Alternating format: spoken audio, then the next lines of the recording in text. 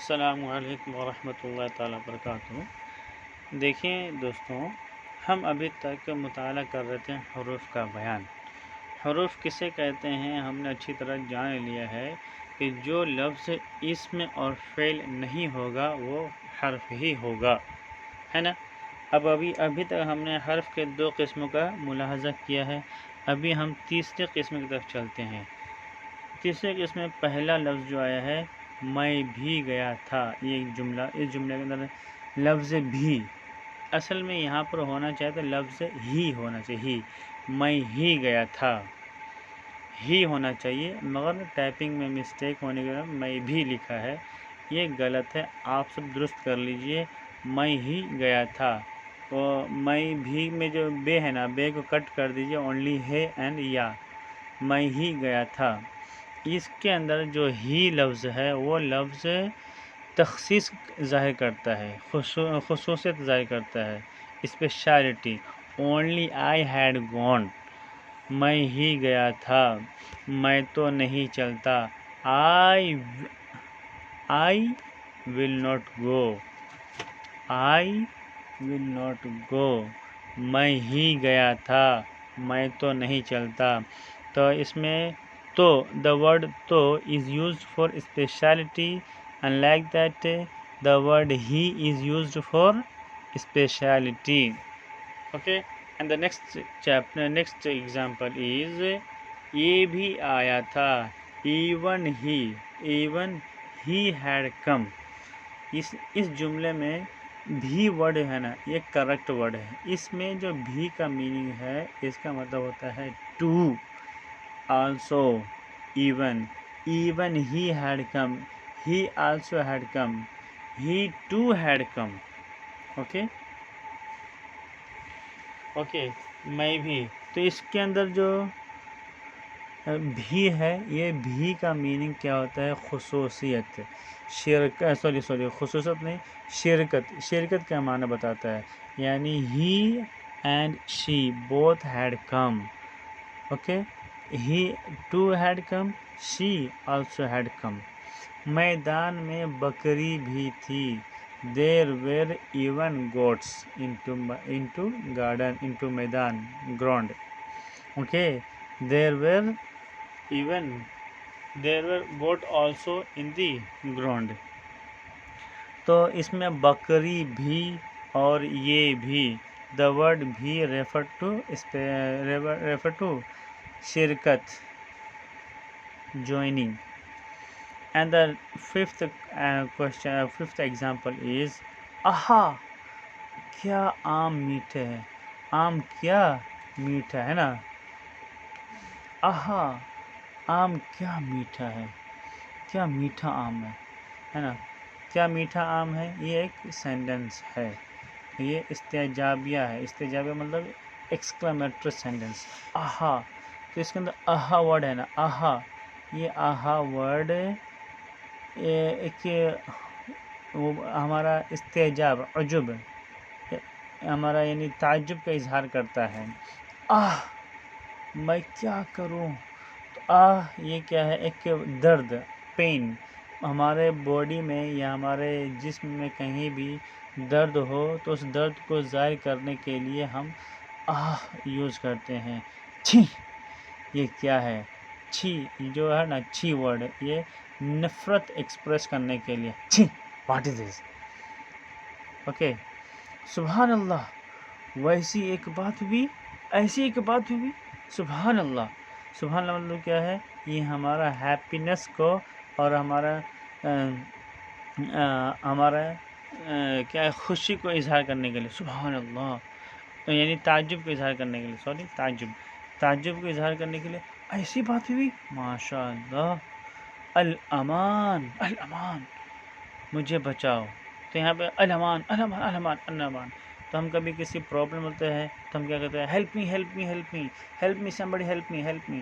تو اسی طرح اردو میں ورڈ کیا ہوتا ہے؟ الامان، الامان، الامان، الامان۔ اوکے، جزاک اللہ، یہ کام اچھا ہو گیا، ہے نا، جزاک اللہ، یہ کام اچھا ہو گیا ہے، مطلب اللہ تمہارا بھلا کرے، یہ کام اچھا ہوا ہے۔ تو یہ جزاک اللہ ایک ہی جملہ ہے، مگر اس کو بطور حرف، یعنی اس میں بھی تو چینجز، وداؤٹ چینجز اس ورڈ کو یوز کرتے ہیں کب؟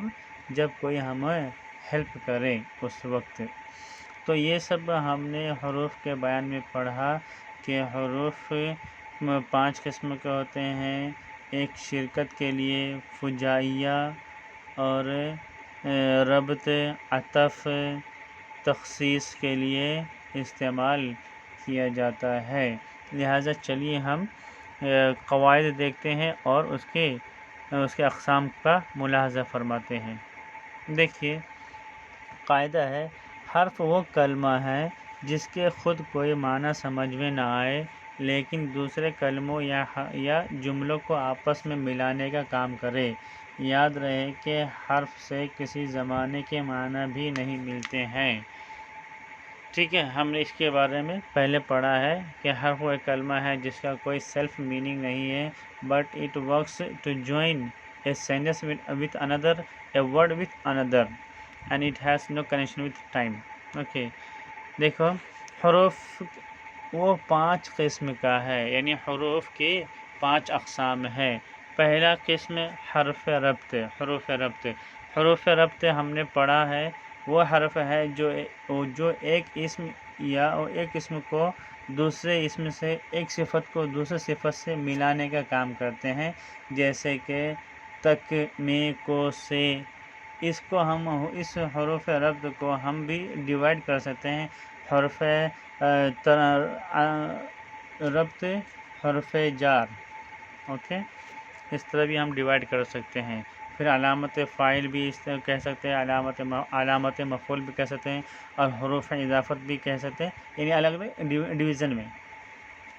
اوکے، دیکھیے دوسرا قسم ہم نے پڑھا تھا حروف عطف، مطلب وہ حروف ہوتے ہیں جو 2 کلموں یا 2 جملوں کو آپس میں ملانے کا کام کریں۔